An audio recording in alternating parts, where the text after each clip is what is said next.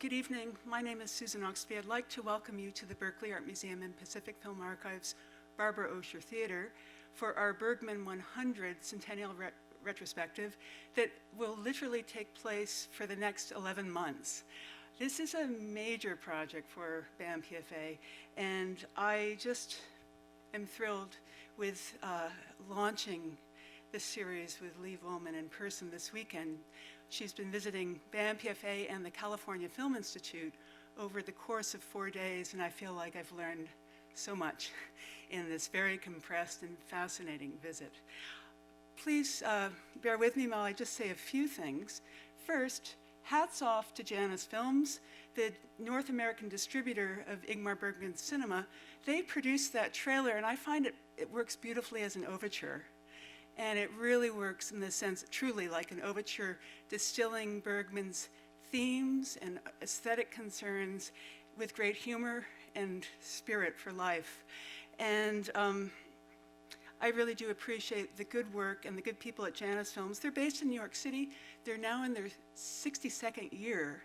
It was 1956 when they began bringing international art cinema like The Seventh Seal to the United States, and over the course of the history of that company, they've both catered to the theatrical market, which is our strength here at BAMPFA, but also to the educational and home markets through the Criterion Collection and currently with Filmstruck.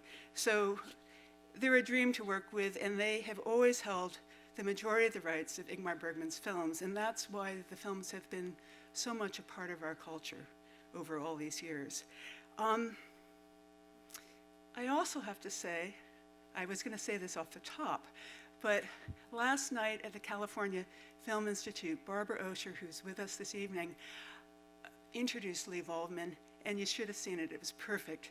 You're a brilliant orator, Barbara, and you have a remarkable skill at delivering the perfect line. She stood center stage and said, "Right now, the only thing standing between you and Liv Ullmann is me." I'm still laughing because of the dramatic tension that set up so perfectly. Barbara, thank you. And I also have to say that coincidentally tonight, February 3rd, marks the second anniversary of our christening, the Barbara Osher Theater. It was February 3rd, 2016, when we launched our Cinema Mon Amour series. Barbara selected The Seventh Seal, and ever since that moment, this theater has been rocking. We're running about 450 film programs a year, and we're on track to bring in 60,000 film viewers annually.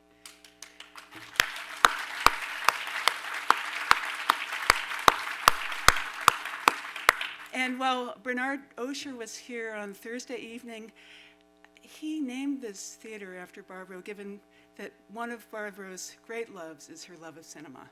And what more beautiful gift could Bernard Osher give to Barbara, and really help us and the university have a magnificent home for all of the work that we do here. Let me say that just the genesis of this whole Ingmar Bergman centennial year, and our decision to present about 75 programs over 11 months, this is something that I think we do especially well, to look at a large body of work like the films of Ingmar Bergman, and to allow audiences a chance to see them over time, to see some of the films in repeat scheduling, and to have the opportunity to have extraordinary guests like Liv Ullmann, but also scholarly presenters. Bart Chesta from the University of Toronto will visit on March 9 and 10, and he'll address the idea of the silence of God in Bergman's cinema. So that will be our second installment.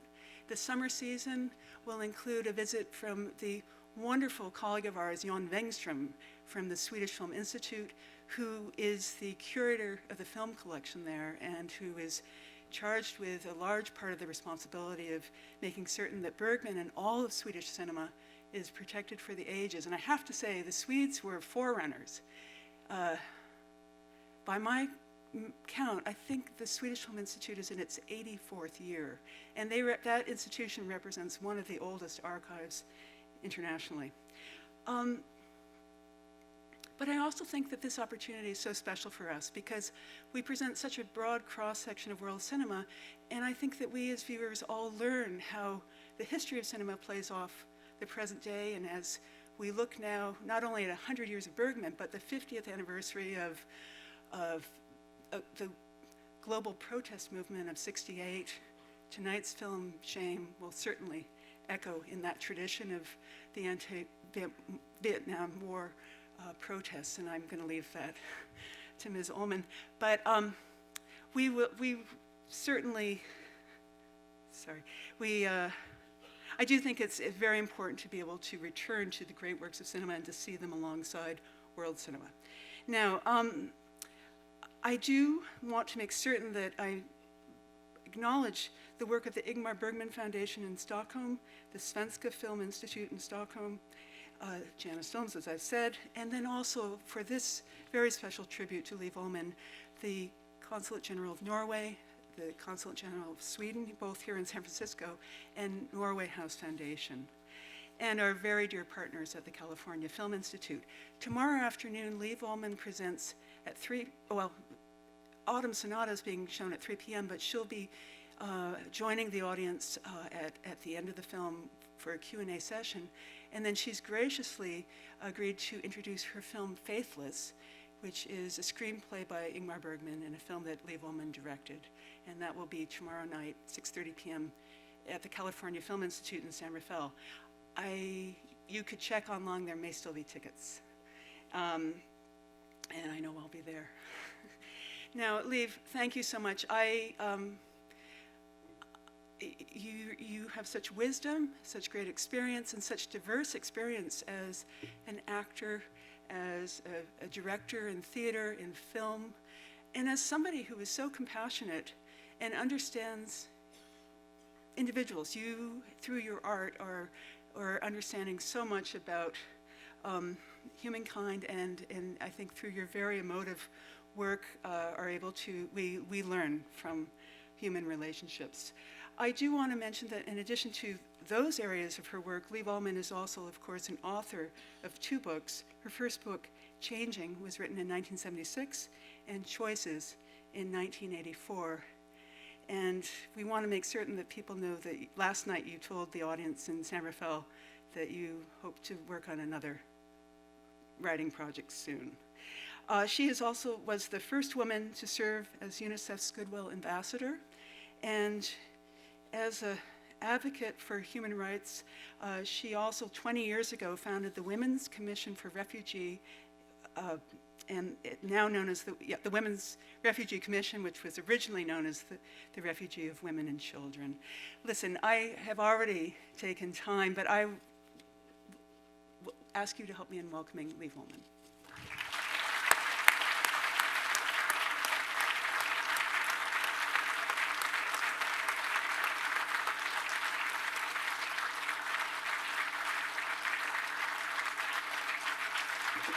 Thank you.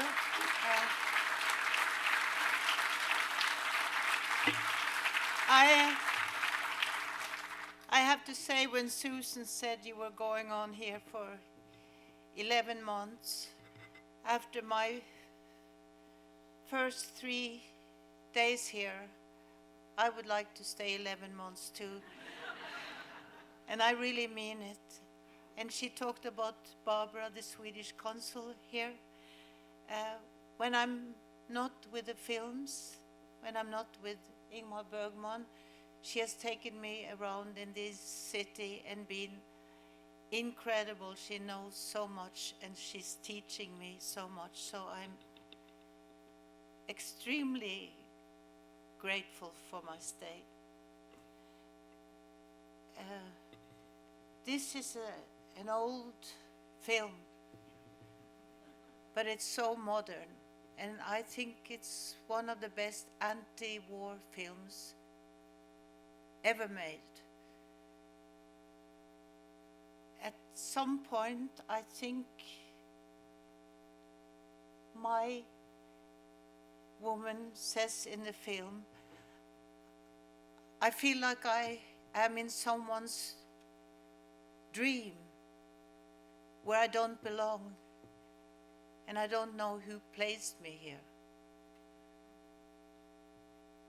And I think that is something that a lot of people that are victims of a war will feel. Ingmar Bergman said that the greatest sin a human being can have is to be cold and indifferent. And I think that is what this movie is saying. I look forward to come back and we can talk about it. We don't hear talk about God and why does God allow this. But I do remember one scene where my character, where the horror of a war is suddenly part of what is her reality. She suddenly turns and she looks up, and I feel the reason she is looking up, she's saying, why? God didn't make wars. We make wars.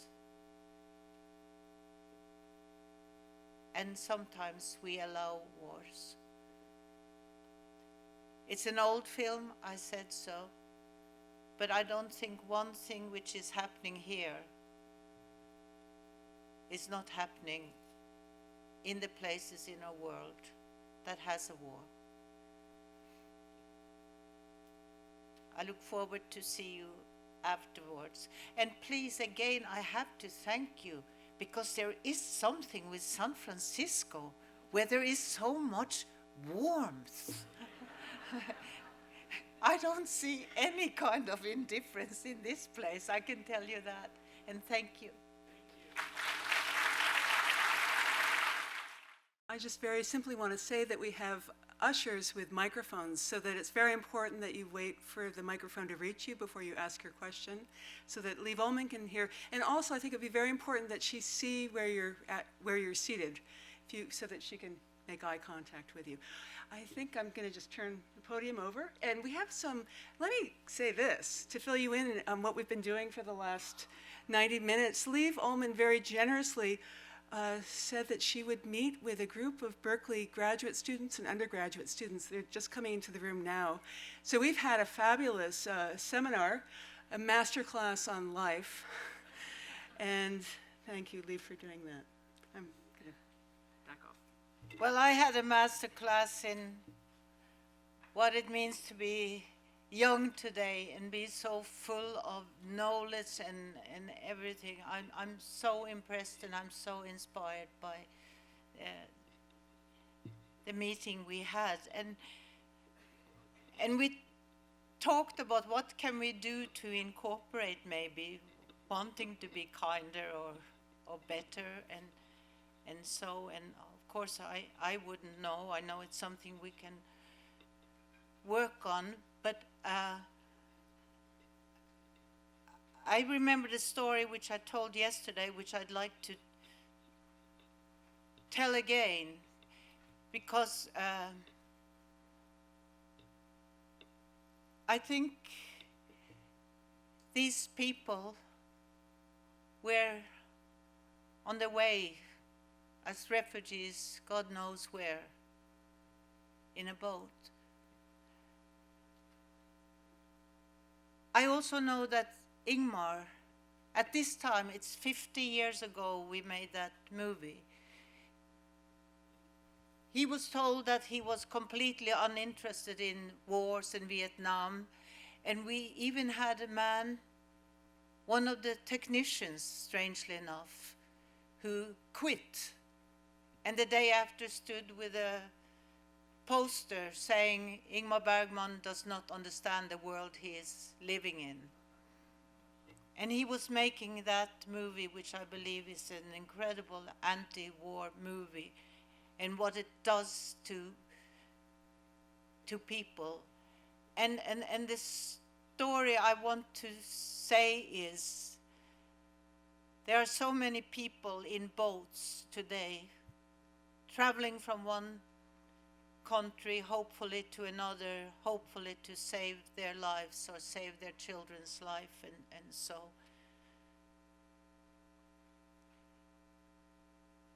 And I worked for a long time with UNICEF and International Rescue Committee, and I met refugees, but it was one story that became very important for me. And that had to do with something Ingmar once told me about his childhood and his grandmother, who used to take him on the lap and tell about the wonderland that you can come to with your fantasy, and told him about beautiful waters and mountains and music and everything, and she made it so fantastic. And I said, so what do you think that was? And he said, this is a place that I'm always longing back to. And I said, that is so strange, because I had a grandmother like that too, who took me on the lap and told me stories and understood everything I said. And sometimes I would fall asleep on her lap, and there, with my head in the nape of her neck, it was this beautiful smell. And I remembered it so well. And in my grown-up life, and she died, you know, I was always looking for this smell, and I never found it before I started these travels, and I didn't find it before I came to Macau, an island outside of China, and there were boat refugees from Vietnam. And we walked around, and then fenced in was more refugees, and it said leprosy. And so I was not going to go in. And there was a Catholic priest there, and he pushed me and go in. And I thought it was like AIDS at that time. That's how uneducated I was.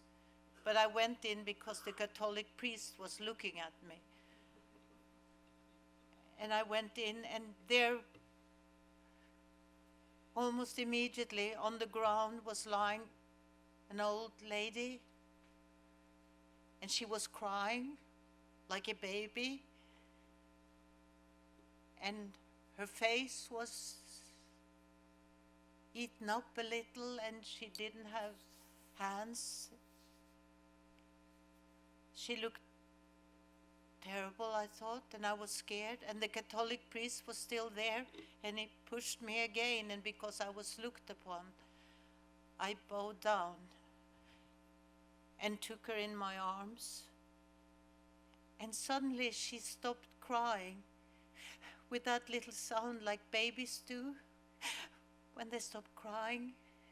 And there, in the nape of her neck, she smelled like my grandmother.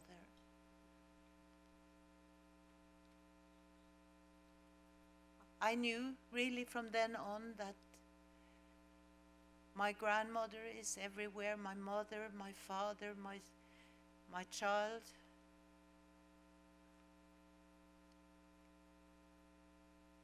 To say that a man who makes a movie like that, who has never been in a refugee camp, who's never been close to something like that, within him was that enormous scare that our inhumanity, when something slowly starts happening around you and you don't really understand what is going on, and suddenly you are part of a war and you don't even know what that war is about or where you fit in. And you saw they were so happy in the beginning. They had been in town, and they're sitting at the table, And that was actually one of the few improvised scenes that he ever did. He said, no, Max and Liv, you just sit there and you flirt, and in the end you kind of fall down on the ground. And we were so in love, and we saw each other. And then with the 1.5 hour, we see what war and hate and indifference and coldness does to a person. And to say that that man did not understand what war is about. So I'd be happy to take questions. Let's see, I'm looking for our microphone runners. We have a question right here, and I need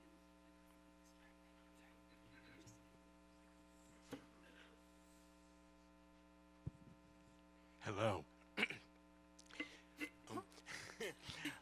On a lighter note, the first film of yours I saw was the musical version of Lost Horizon. Oh, Yeah, and I I saw. was, yeah. So that was the first Liv Ullmann film I saw. You were singing, you were dancing, and I was on drugs, and I loved this movie. The movie opened up, and the critics hated it. And I'm wondering, did you have a fun time making the movie? I had an incredible time. Burt Bacharach made the music, and Peter Ustinov was part of it, and Charles Boyer, and everybody was wonderful. And I was in Hollywood, and I was 30 years old, and doing a musical. I don't sing, I don't dance, but I was I was doing it. It was a birthday for me. And yes, you must have been on drugs, because there is not one critic's list when they say, you know, what were the 15 worst movies ever made, where they don't mention Lost Horizon. So thank you for reminding me.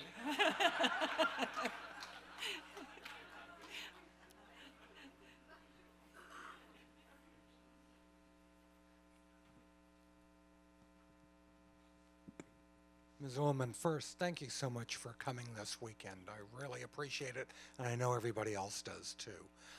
Can you tell us something about the actual production of the film in terms of the battle scenes and how Mr. Bergman staged those? And then also, if you could tell us some about working with Max von Sydow over the years. Thank you. Well, you know, there were not big battle scenes, but to the best of his ability and with the very little money that he had, this was the first movie after Persona, and he couldn't get money, and he got very little money to do it, and that's why you see that some of the war cars look kind of special. But he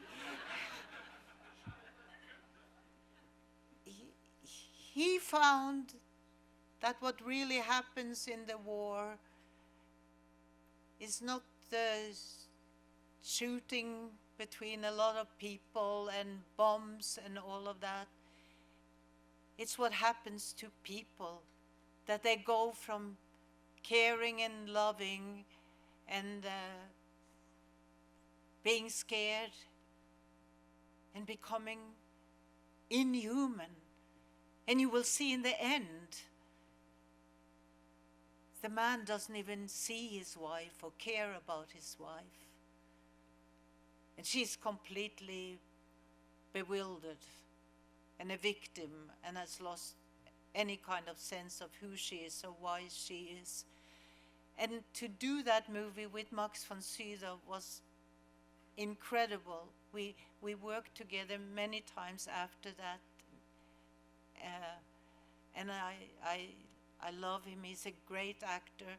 And I do remember when we were asked in the beginning to improvise that scene, how fun it was for me to work with him because I didn't know him, and suddenly we are improvising and we are loving each other, and life is going to be great, and we had such fun doing that scene, and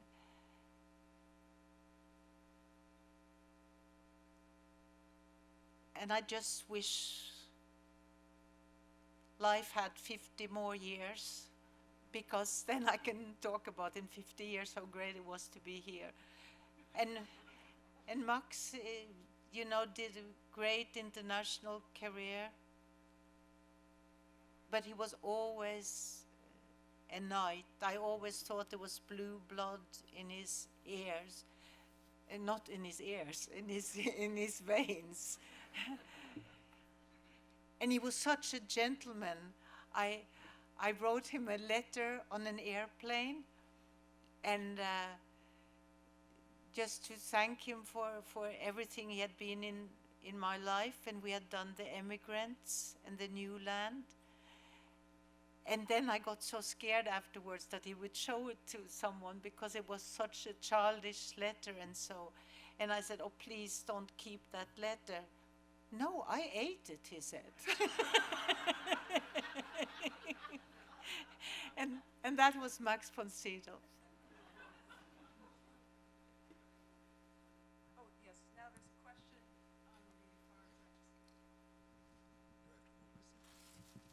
Can you tell us when and where you first met Mr. Bergman and what your first impressions were? What my first impression was? And where and when you met him first? I had done a movie with Bibi Andersson, who became my best friend in life and still is. And I came to visit her in Stockholm, and we were walking the streets. And who do we meet? We meet Ingmar Bergman, and he knew about me.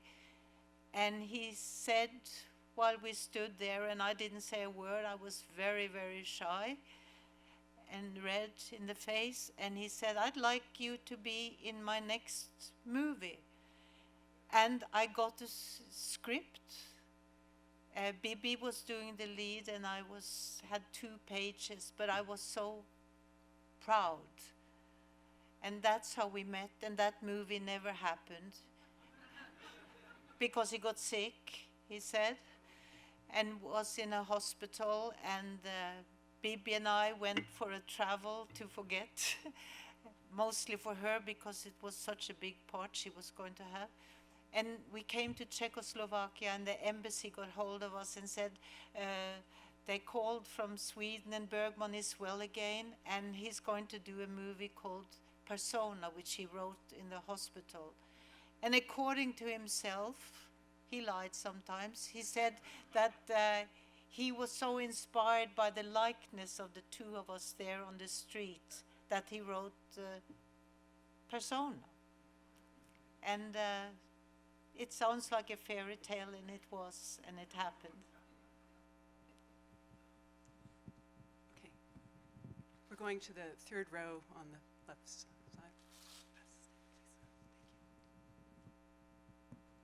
Thank you so much.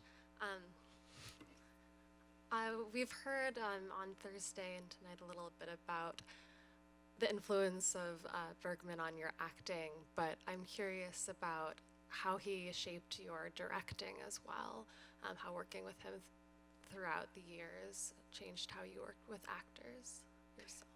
I love directing, I really do, and I did my first film in Denmark, and I was asked to write the script, which in itself was surprising to me, and I wrote the script, and they said, would you like to direct it? And it was called Sophia, about a Jewish family.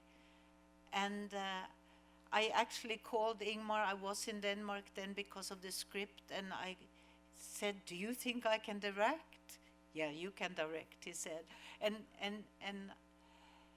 I knew almost at the first shot that this is what I was meant to be, that my acting had really been some kind of school, because I was kind of tired of myself, you know, and doing this thing. And then I see this woman, and the camera is on her, and I suddenly see her on the first rehearsal. She's doing things unimaginable to me that she had thought of and she was doing, and I really understood how creative an actor can be. And I'm allowed to be there and give her the best light and the best lines and the inspiration. I almost could have blown it because I'm still shy, although, you know, this is late in life. I was 50, I think, and so I also wanted to please everybody. So, you know, I asked the cinematographer, I'm going to get a coffee, shall I get one for you? And I was, I was like this all the time. And then I knew this will not work. And so after a week, I felt safe and I felt good. And I did a mistake. I told Alan Josephson, who played the lead, and he was wonderful. He played this Jewish papa, and he's Jewish himself, but he had not been living a Jewish life. But during the movie, he remembered things from his childhood, songs, prayers in Yiddish, and so, and I told him and Gita Nørby, who's a Danish actress, I said, you know, Ingmar says, you know, to me when I went to act for other people, if you don't like the director, you pretend you have a noise inside of you saying, and you don't hear what the director say, because they were my friends. And of course, the next time there was a scene and I was to direct them, I from both of them.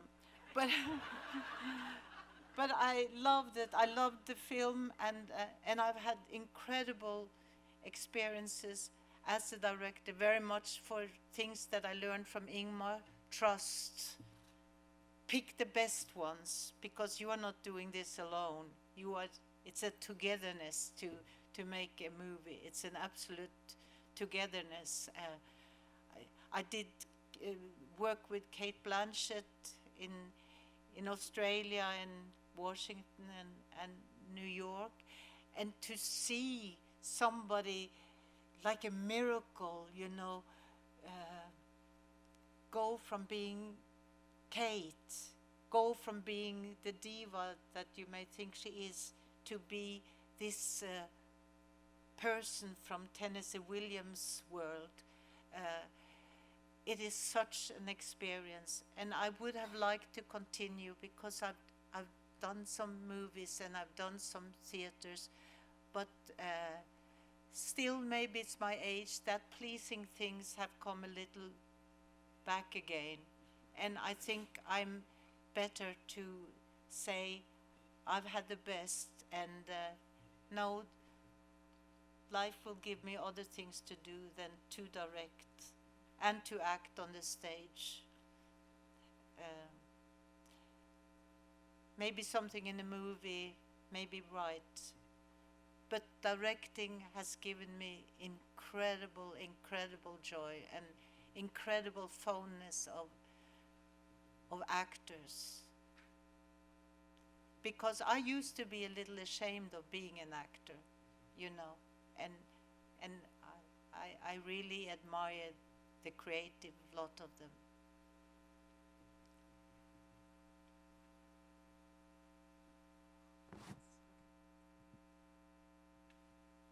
We're going now to the gentleman with his hand up in the third row. My question is, was there ever a project or an actor or a director that you did not get to work with that you would have loved to have worked with or had that opportunity to explore your creativity with? Oh yes, there are several I maybe would have liked to work with Fellini, with some of the old ones that may not be alive, and those that work now. Not a lot, because I got the best of the best, and that was good enough for me. Oh, okay, we're going to the very last row, center, and the microphone's going up the far side.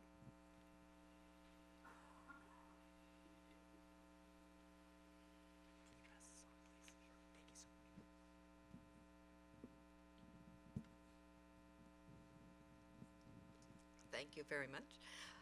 This film, Shame, is difficult to watch, certainly. I assume other people might feel the same way. What is it like to be in the movie? How does it affect you? And other movies that you've done, how do they affect you personally, having to portray the characters that you do? Well, while I do it and while I do the scene, I believe I am that woman. But that woman never goes home with me, because it's a joy when it's a good part and it's wonderful lines and it means something, you know, both on stage and on film. And you are happy. But it does not affect me, except that I learn. I learn a lot.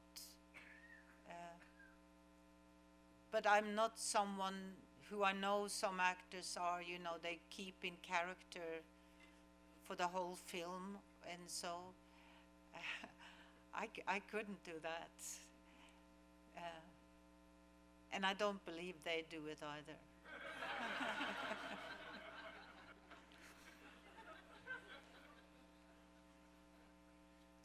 Yes, we have a question here in the third row. Yeah, I want to thank you for something I read in your book. I think it was Changing. It was a while ago. And I might not remember everything, but you said that you were at school, at acting school, and there was a contest, and you were not chosen in that contest. And then you said the woman who won, she's now a hairdresser in Oslo or something. and I've told this story many times to people who were, or young people who were disappointed in that. And I said, well, Liv Ullmann, she lost the contest and look what happened to her. So thank you for telling that story. Well, that was a theater school in Norway. And I was just 18 years old, and I didn't know a lot, but I knew, and I was so sure I was an actress, and we were a lot of people trying, and in the end they would put a note on a wall after the last day of the ones that came in, and my thing was Julia in Romeo and Julia. And I thought I was really good. I have to be really honest. And I picked, you know, where she finds him dead, and she thinks, and then she takes poison and she dies. And oh, it was a long scene. And I came kind of halfway, and then somebody of the jury said, "Thank you, that's enough, Miss Ullmann." But I still thought that, you know, they must have seen something. And then came that note, you know, and I stood with a boy. He didn't even know his text. He had papers, you know, and whatever. And he came in, and now a hairdresser would have been great if he became, but he never really became an actor. But he got in, and I didn't. And my grandmother was still alive, and you know, I went to her and cried. But I was very lucky, because there was one in the jury there, a man, Tore Foss was his name, and he called the head director in a small town in Norway, and he said, "I have a young girl, and they were looking for somebody who could do the Diary of Anne Frank. And suddenly I went from being completely no to completely yes, because nobody has failed being Anne Frank and saying her words. I believe that deep down all human beings are really good. And so thank you for remembering that story. Is there a last question? Anyone? I think, oh, I see a hand. Okay. Here, the microphone's coming across. Do you see? And if you could raise your hand again so we can see where you are. Okay, so my question is about this movie. So it is obviously about the horror of the war at any condition. But the central part of the movie is a woman who is psychologically way more stronger than almost all men around her. And actually in the darkest times, she is trying to morally support them, to help them as much as she can.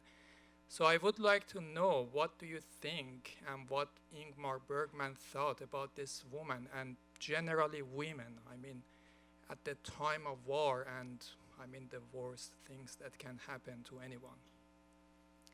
Well, I think, I know he always has a great admiration for the maturity of women, for the woman's capacity of feeling and understanding, not more than a man, but being more able to come out with it. And you will see it in many of his films. But also, I have to say that he often put himself in the woman's part. I always felt that a lot of the things I got to say and do are things that Ingmar wanted to say and do, and he just liked the way I was doing it. Otherwise, actually, Max von Sydow would have been that person, and woman would maybe have been Max von Sydow. Do you know what I'm saying? So he allowed me, through most of his movies, to really utter his lines, his feelings. But he had a great admiration for women. Liv, I just want to say thank you for traveling here to Berkeley and to San Rafael. Thank you.